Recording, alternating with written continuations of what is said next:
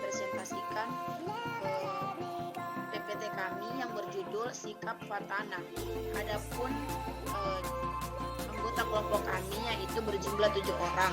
Yang pertama Muhammad Isral Marlis, yang kedua Randi Suryaranu, yang ketiga Maharani, yang keempat Ikrimah Aulia Rustam, yang kelima saya sendiri Farila Buhir, yang keenam Andi Nur Hikmah, yang ketujuh Nurul Asikin. Nah, untuk mempersingkat waktu, langsung saja saya persilahkan kepada saudara Muhammad Isral untuk memaparkan materi yang pertama. Kepada saudara, waktu dan kesempatan saya persilahkan.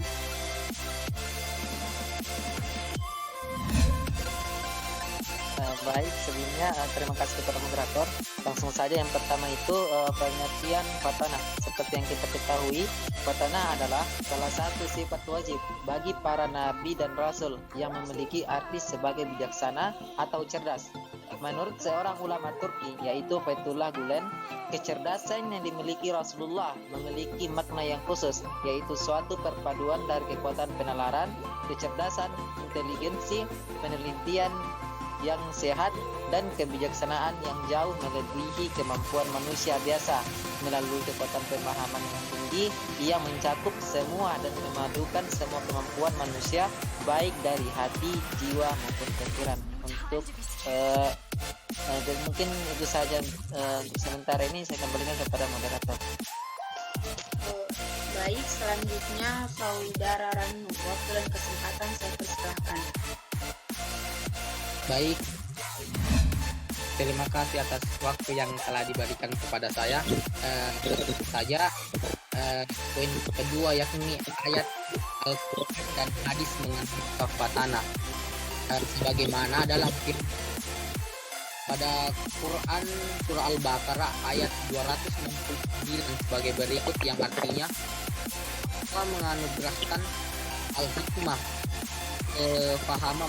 kepahaman yang dalam tentang Al-Quran dan As-Sunnah kepada siapa yang dikehendakinya, dan barang siapa yang dianugerahi hikmah, ia benar-benar telah dianugerahi karunia yang banyak, dan hanya orang-orang yang berakal lah yang dapat mengambil pelajaran dari firman Allah tersebut.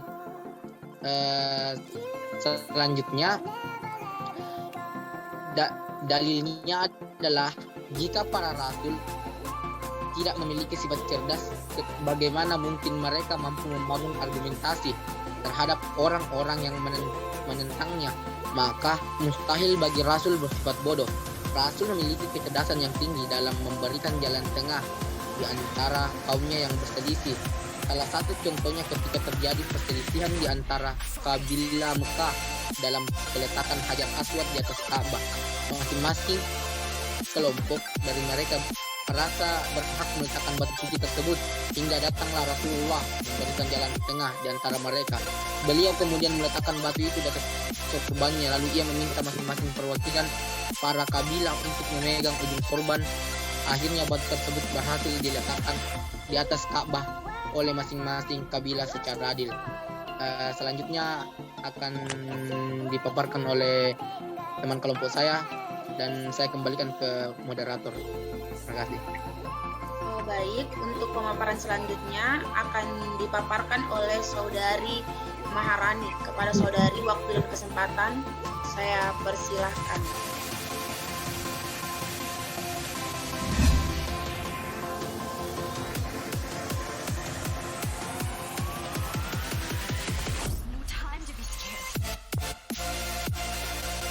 Baik, terima kasih atas kesempatan yang telah diberikan. Langsung saja. Dalam Al-Quran telah dikisahkan keadaan para nabi dan rasul dalam menghadapi orang-orang yang selalu membangkang darinya. Disebut pula dalam beberapa ayat yang menjadi hujah dari Allah Subhanahu wa Ta'ala, seperti dalam Quran surah Al-An'am ayat 83 yang artinya, dan itulah hujah kami yang kami berikan kepada Ibrahim untuk menghadapi kaumnya. Kami tinggikan siapa yang kami hendaki beberapa derajat. Sesungguhnya Tuhanmu Maha Bijaksana lagi Maha Mengetahui. Sifat khotana yang dimiliki Rasul ini patut dicontoh oleh oleh umat manusia, khususnya para peserta didik. Eni Setiawati dalam bukunya yang berjudul Pendidikan Karakter dan Implementasi Sekolah mengatakan bahwa sifat petona berpengaruh terhadap perilaku peserta didik. Menurutnya, orang yang cerdas adalah orang yang berilmu. Slide selanjutnya.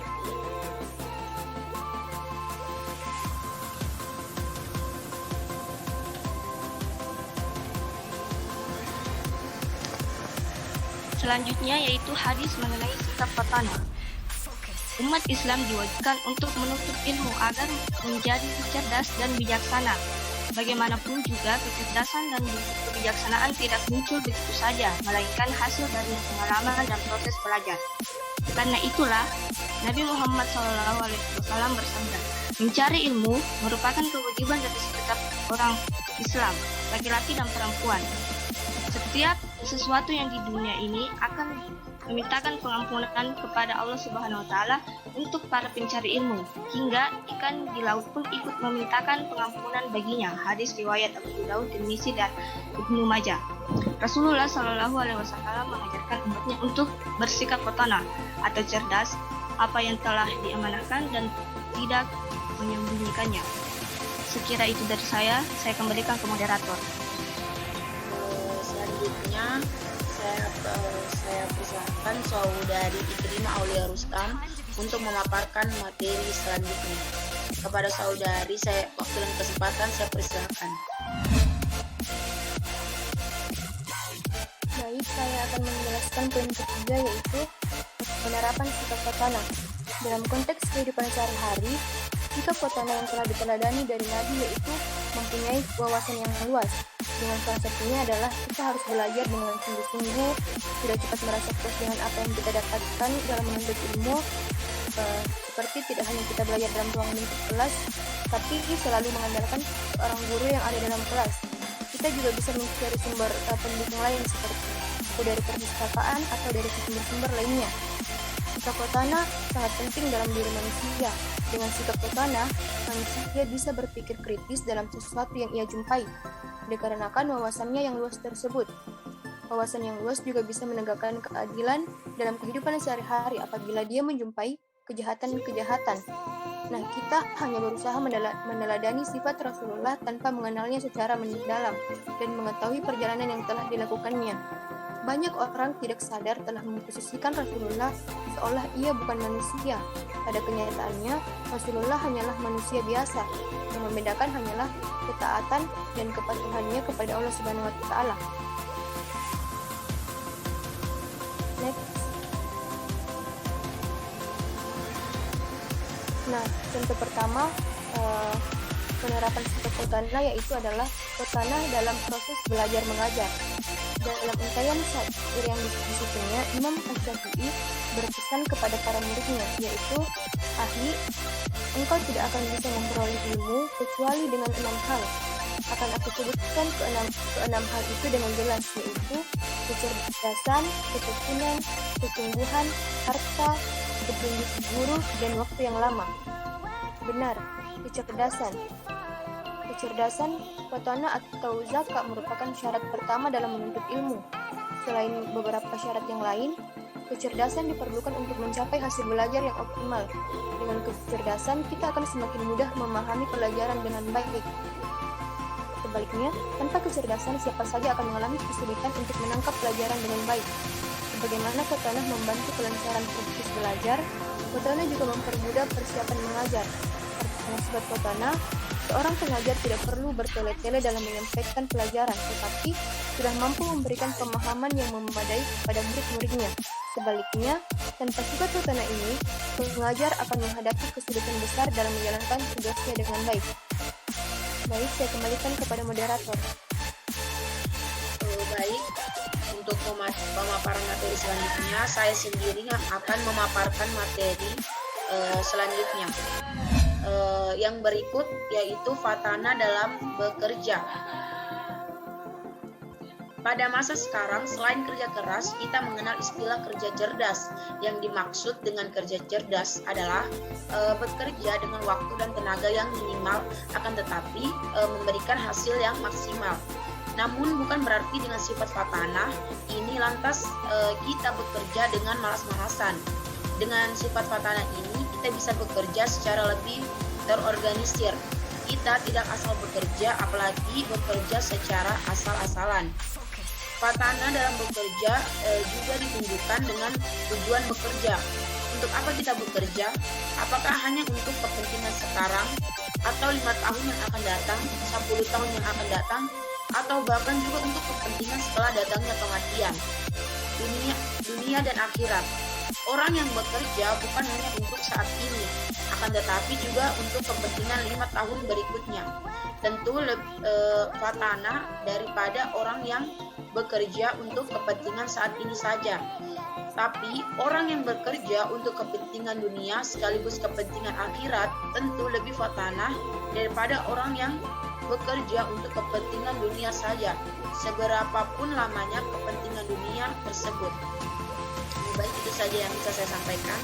Selanjutnya akan disampaikan oleh saudari saya, yaitu Andi Nur Hikmah. Kepada saudari saya persilahkan.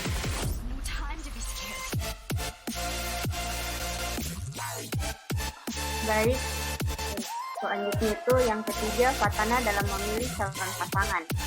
Orang yang paling banyak berhubungan dengan kita adalah pasangan kita, baik sebagai istri maupun suami. Pasangan kita merupakan orang yang paling kita percaya. Kepadanya kita mempercayai keselamatan anak-anak, harta, dan nama baik. Demikian penting kehidupan pasangan dalam kehidupan kita, baik untuk kepentingan dunia maupun akhirat. Nabi Muhammad SAW pun memberikan banyak pesan tentang bagaimana memiliki pasangan hidup yang tepat. Nah, yang pertama, fatanah dalam memilih istri. Untuk kaum Adam, Nabi Muhammad SAW memberikan beberapa pesan tentang kriteria utama calon istri yang membuat kehidupan rumah tangga menjadi sakinah, mawaddah, dan warohmah. Beliau bersabda, wanita dinikahi karena 4 hal, yaitu hartanya, nasabnya, kecantikannya, dan agamanya. Pilihlah wanita yang beragama, niscaya engkau akan bahagia. Hadis riwayat Bukhari dan Muslim. Nah, yang kedua ada fatanah dalam memilih calon suami. Tuntunan tentang bagaimana memilih seorang suami bagi seorang wanita juga berarti tuntunan bagi wali wanita tersebut, karena seorang wali adalah orang yang bertanggung jawab akan keselamatan wanita yang ada dalam perwaliannya. Ada seseorang bertanya kepada Hasan bin Ali, "Aku memiliki seorang anak perempuan, dengan siapa aku akan menikahkannya?" Hasan menjawab, "Nikahkanlah anak perempuanmu itu dengan laki-laki yang bertakwa. Apabila ada sesuatu yang disukainya, orang yang bertakwa akan memuliakannya. Apabila ada sesuatu yang tidak disukainya, orang yang bertakwa tidak akan menzaliminya." Sekian dari saya kembalikan kepada moderator. Baik, untuk materi selanjutnya akan dibawakan oleh saudari saya, yaitu Nurul Asikin. Kepada saudari, waktu dan kesempatan saya persilahkan.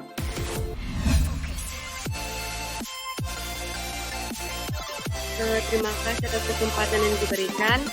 Yang selanjutnya itu fatanah dalam mendidik keluarga.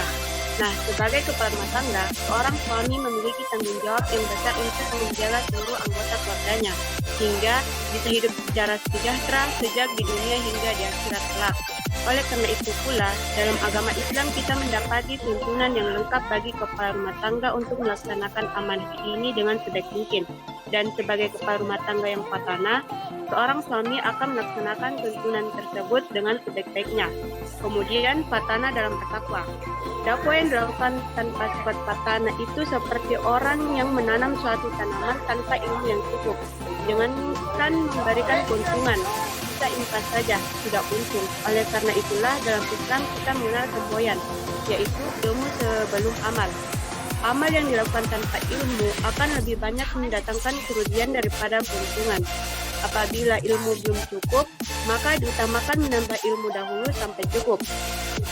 Tetapi, amal tanpa ilmu lebih berbahaya karena kerusakan yang ditimbulkan akan lebih besar daripada manfaat yang diberikan. Apabila berkaitan dengan senjata yang mematikan, target belum jelas, tapi nekat melepaskan tembakan. Hasilnya akan lebih banyak kawan yang menjadi korban daripada lawan yang mampu dibunuhkan. Cukup sekian dari saya kembalikan kepada moderator.